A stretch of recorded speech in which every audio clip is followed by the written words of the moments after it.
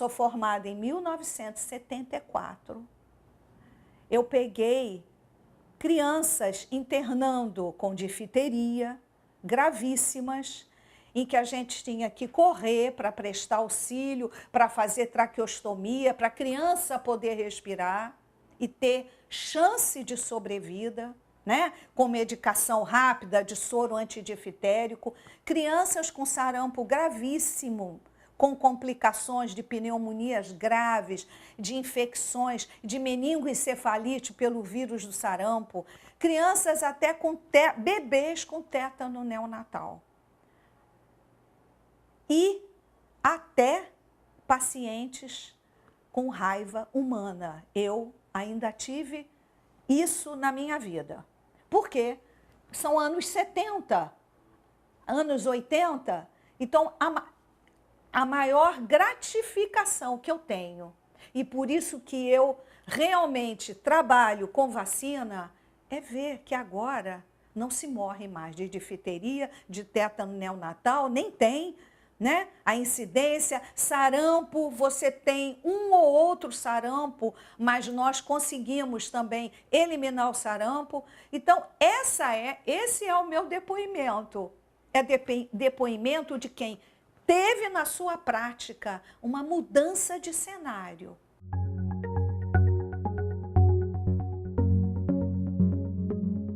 Na verdade, a vacina, ela serve para estimular a sua defesa para uma determinada doença, né? Para uma determinada doença. Então, ela pode ser desde um vírus vivos atenuado até uma partícula daquele vírus, pensando em termos das vacinas dos imunobiológicos, que são os virais.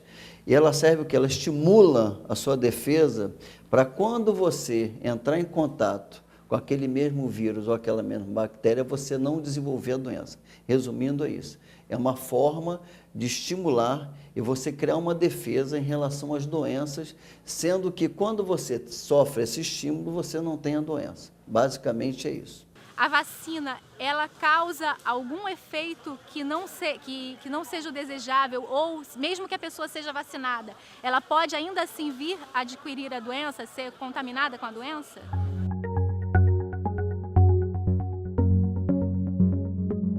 Uma vacina, para ser colocada, para ser utilizada com as pessoas, com as crianças ou com os adultos, ela passa por uma série de etapas para que você tenha segurança de que o custo-benefício é realmente bastante importante. Aqui no Brasil a gente tem a Fiocruz, uma entidade de ponta em relação a essa questão de produção de vacinas. Então todas as etapas, todos os critérios rígidos internacionais são seguidos para que a gente coloque uma vacina de qualidade e com muito poucos efeitos colaterais. Nas vacinas nós temos dois tipos, as vacinas de atenuadas e as vacinas inativadas. O que é isso?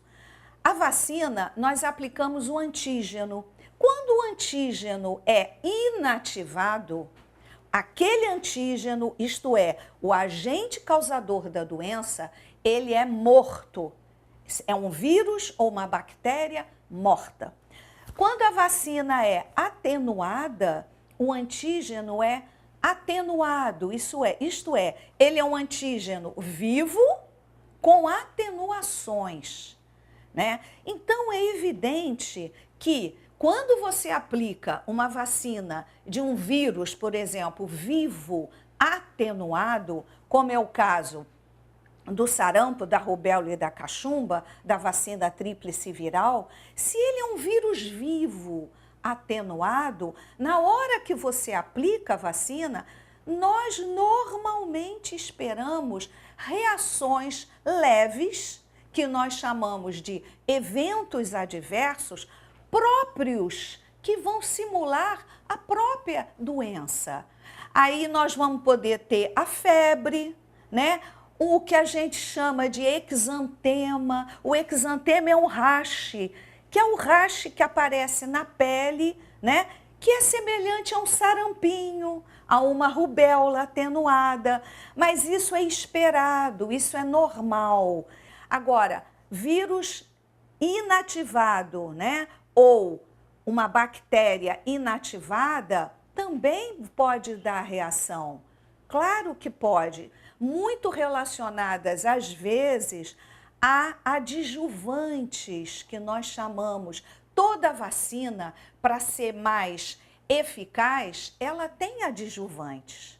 Então, por exemplo, no caso da pentavalente, a pentavalente são 5 vacinas em uma única, que já foi um grande avanço, né? Porque antigamente a criança realmente sofre com tanta vacina. Então, a pentavalente foi a união da difteria, tétano e coqueluche, que era a antiga DPT, com hepatite B e mais a vacina de hemófilos influenza B. São 5 vacinas em uma única dose, um único frasco, né? E ela tem adjuvante, sim, é o famoso adjuvante que é derivado de alumínio. Aí as pessoas acham, mas tem alumínio, vai causar... O que é importante saber é que cada produção de vacina tem sua técnica, né? Tem uma coisa atenuada, então não é uma quantidade excessiva de alumínio. O alumínio é responsável, sim, pela dor. Isso é, pelo depósito na hora da aplicação intramuscular. Isso nós não conseguimos tirar ainda. O mínimo de alumínio que tem, na hora que você aplica em qualquer braço, em qualquer perninha de uma criança, realmente vai dar uma dor maior. Aí é o alumínio que causa a dor. Mas são coisas que nós podemos, através de orientação, de uma bolsa, né? Uma bolsa de água fria para aliviar aquela dor e orientar o responsável, que aquilo vai desaparecer.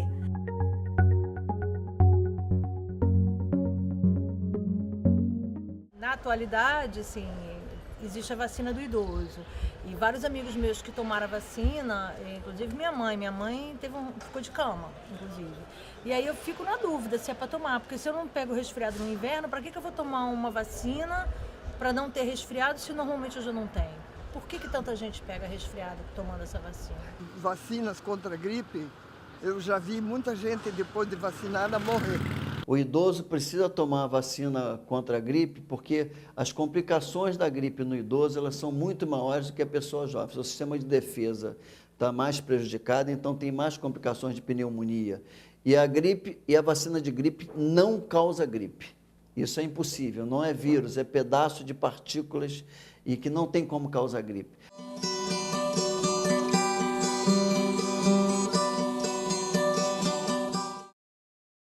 Eu tive uma experiência muito dolorosa na família. Eu tenho um sobrinho, filho da minha irmã, que tem síndrome de Down. E quando ele estava com 1 ano, naquela fase da vacinação, toda hora uma vacina, ele tomou uma dessas vacinas infantis e formou um quadro de autismo. E aí ela descobriu que 0,001% das crianças podem ter uma reação adversa. E meu sobrinho foi. Então, além de Down, ele ainda ficou autista.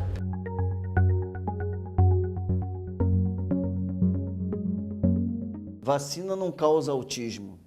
É importante lembrar o seguinte, de acordo com a Organização Mundial de Saúde, um aspecto mais geral disso, independente de alguma complicação que a vacina possa causar, é estimado que a imunização salve mais de 2 milhões de vidas por ano, entre 2 e 2,5 milhões. Então, complicações a vacina pode ter, mas a possibilidade de você ficar doente e você adoecer e você ter uma complicação grave, mesmo chegando à morte, é muito maior do que qualquer complicação de vacina. Esse movimento anti-vacina, Plínio, ele data já dos anos 2000, isso vem crescendo, por quê? A partir de um artigo científico que foi publicado numa revista de alto nível, como o Lancet, né, de um profissional que fez uma pesquisa e relacionou que havia uma causa entre uma criança tomar a vacina tríplice viral. A vacina tríplice viral contém os componentes do sarampo, da rubéola e da cachumba. E ele correlacionou isso com a incidência de autismo. Esse artigo foi publicado, posteriormente ele foi chamado a prestar esclarecimento e a própria revista Lancet discriminou o artigo, dizendo que haviam realmente falhas no conteúdo, no próprio desenho que a gente chama de estudo dessa pesquisa. Mas o que é colocado na mídia está posto. Quem viveu lá nos anos 70, estudou medicina lá nos anos 70, via, por exemplo, no Hospital Jesus, né, que é um hospital de referência que tratava dessas crianças com poliomielite, que ficavam em pulmão de aço, que hoje, felizmente, se virou peça de museu, em que as crianças ficavam naquele pulmão de aço por causa de paralisia respiratória. Então, isso efetivamente é uma coisa que não tem fundamento. Na realidade, não tem fundamento você não vacinar o seu filho, não tomar as vacinas. O risco é muito maior, incomparavelmente maior, se você não toma vacina. Meu nome é Eliana Zag, tenho 37 anos. Com 1 ano e 9 meses, fui vítima da paralisia infantil, a qual me deixou com sequela do pescoço para baixo.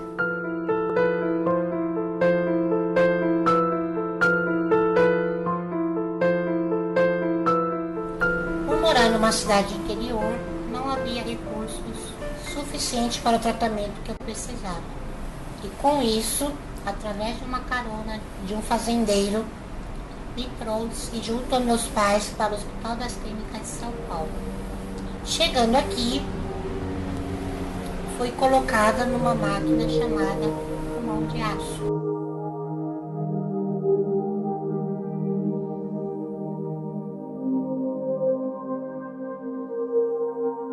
A máquina, ela tem a capacidade de fazer a pressão negativa, forçando o movimento do diafragma, fazendo com que funcione ao normal.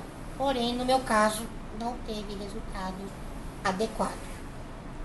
Os médicos, na época, davam até 10 anos de vida, não só a mim, como para outras crianças que também estavam internadas, enxergando com o decorrer do tempo.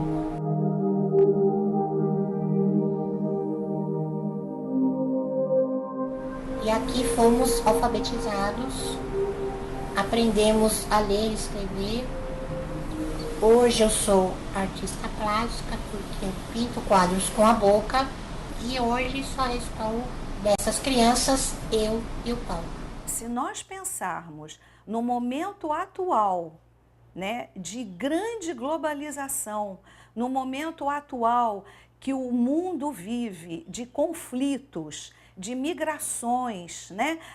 Nós temos exemplo disso da Síria, da Turquia, as imigrações todas de grande população para países em desenvolvimento, né? Nós temos que pensar que essas populações, a população africana, que é sempre mais suscetível, né, e passível de doenças, não só pensando na proteção dessas populações migratórias, mas também a população dos que as recebem.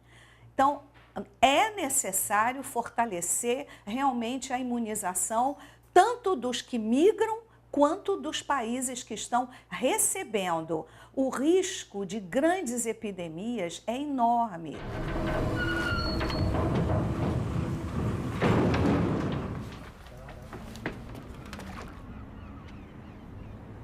On est à Londres. C'est là où tu veux aller? C'est de l'autre côté. Ici, c'est Le Havre, en Normandie.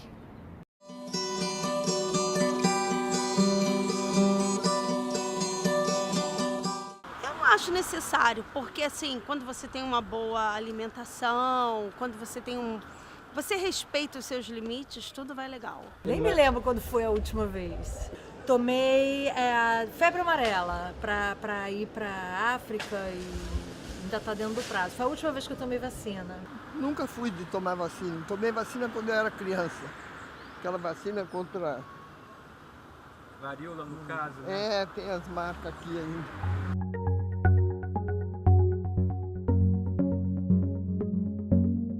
A vacina ela não termina na criança, né? A criança segue o seu calendário, tá? E o adolescente continua. Muita gente pensa que vacinar é só coisa de criança, e não é. A vacinação é universal. A gente vacina o calendário básico para a criança, dá continuidade no adolescente, no adulto, no idoso e vacinação específica de gestantes. Grávidas podem e devem tomar vacinas. Tem as vacinas que a grávida tem que tomar. Ela toma a vacina anti-hepatite, ela toma a vacina a difteria, tétano e coqueluche, ela toma a vacina contra a gripe também, porque protege o neném quando nasce. Então, ela pode e deve tomar vacina, né? Precisa tomar vacina. Se você pudesse criar uma vacina, contra o que seria? Contra o câncer. Acho que é uma doença que mata muitas pessoas e eu acho que merecia um investimento sobre isso. Para o Brasil, no momento, é contra a corrupção e contra a ladroagem. Vacina contra AIDS ou câncer, não sei. Eu inventaria uma vacina contra o preconceito, né? Que é um mal que a gente sofre. Eu, por ser ter um tom de pele mais escuro, eu sofro diariamente, né? Outras pessoas também, por questão de gênero, de sexualidade, de classe, entendeu? É uma coisa que afeta nós todos, né? E impede da gente crescer como ser humano, né? E como sociedade também. Criaria para AIDS e para o câncer. Vacina contra a maldade. O campo que a gente chama de vacinologia é o que mais tem sido desenvolvido no mundo inteiro, né? Porque nós sempre precisamos de achar, de pesquisar vacinas eficazes para essa gama enorme de doenças que nós temos. Bom, o que a gente tem de concreto para os nossos problemas? AIDS. Há muito tempo se pesquisa vacinas contra a AIDS. Qual é o problema?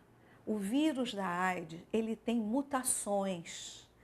Para você conseguir fazer uma vacina eficaz para um vírus que está sempre em mutação, Plínio, é uma coisa dificílima.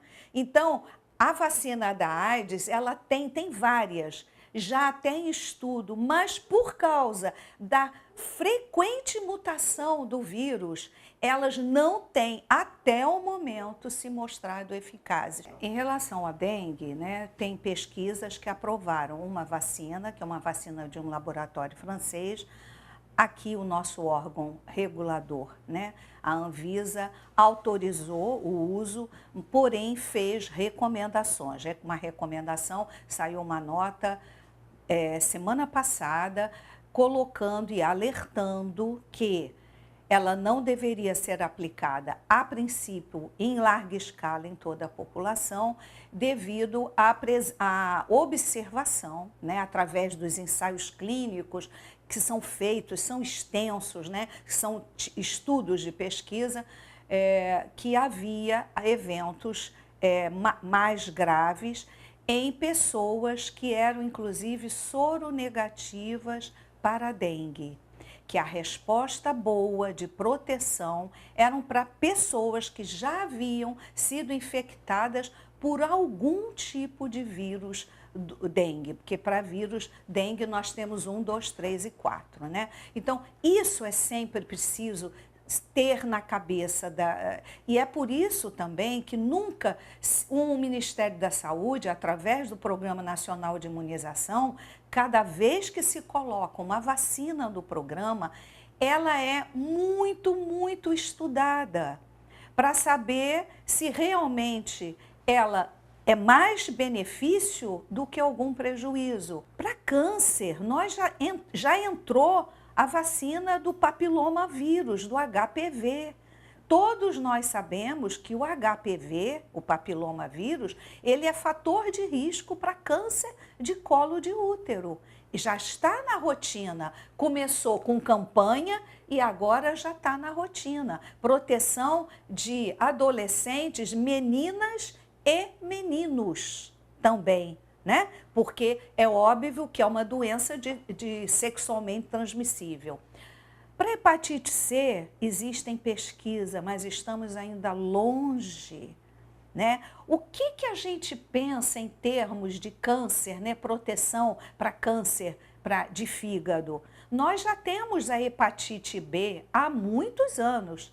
A entrada da vacina de hepatite B no calendário se deu em 1900 e no estado do Rio de Janeiro, em 1996, no estado do Rio de Janeiro, que a entrada de cada vacina nunca é igual para todos os estados, né? Geralmente é homogêneo, é uniforme, mas muito estado pode colocar uma determinada vacina antes dos demais, tá? Com o aval sempre do Programa Nacional de Imunização.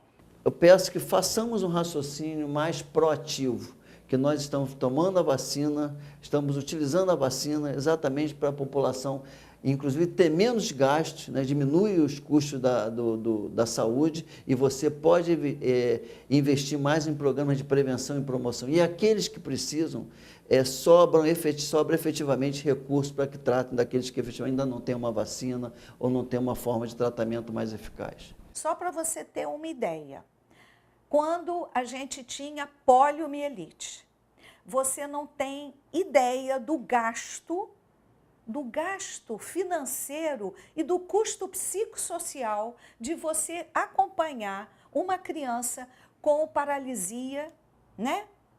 E o que vai ser esta criança no futuro? Né? O atendimento médico implica em especialização de fisioterapia, de pediatria, sendo que a paralisia da poliomielite é irreversível. Então, o custo psicossocial é enorme na vida dessa criança. Outro exemplo, uma mulher grávida, se ela é infectada pelo vírus da rubéola, em mais de 80% ela tem a chance de passar o vírus da rubéola através da placenta, é o que a gente chama, né, da infecção vertical, e o filho dela, ou ela vai abortar, ou esse filho pode nascer morto, ou ele vai nascer com graves problemas de malformação congênita, tipo malformação, cardiopatias congênitas que necessitam de intervenção logo no nascimento, de cirurgia cardíaca para a criança sobreviver, surdez, né? Retardo mental. Existe dentro do programa de prevenção da síndrome da rubéola congênita, existe uma estimativa da OMS que se o custo de uma criança durante a vida dela, nascida com síndrome de rubéola congênita, é mais o custo de todo, isso se ela chegar à vida adulta, é de mais de 4 milhões de dólares por pessoa. Isso nos Estados Unidos. No nosso país não tem nem essa estimativa, porque a dificuldade que é.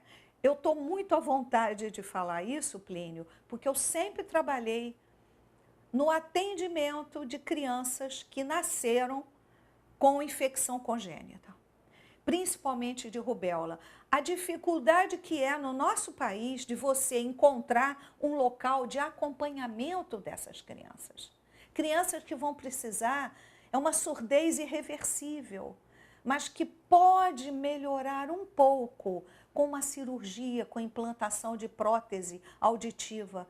A gente não consegue, na nossa rede pública, um atendimento rápido para cardiopatia congênita, entendeu? Por um atendimento de psicomotricidade.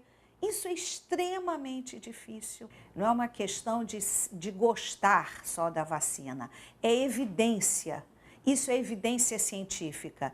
Existe uma relação extremamente melhor de custo-benefício em se aplicar se investir em vacina do que se gastar em internações por várias sequelas graves de doenças imunopreveníveis. Toma vacina, minha gente, deixa a gripe pra lá. Toma logo e se proteja, que a vida não pode parar. Eu disse não pode parar, deixa a gripe pra lá. É só a vacina tomar, deixa a gripe pra lá.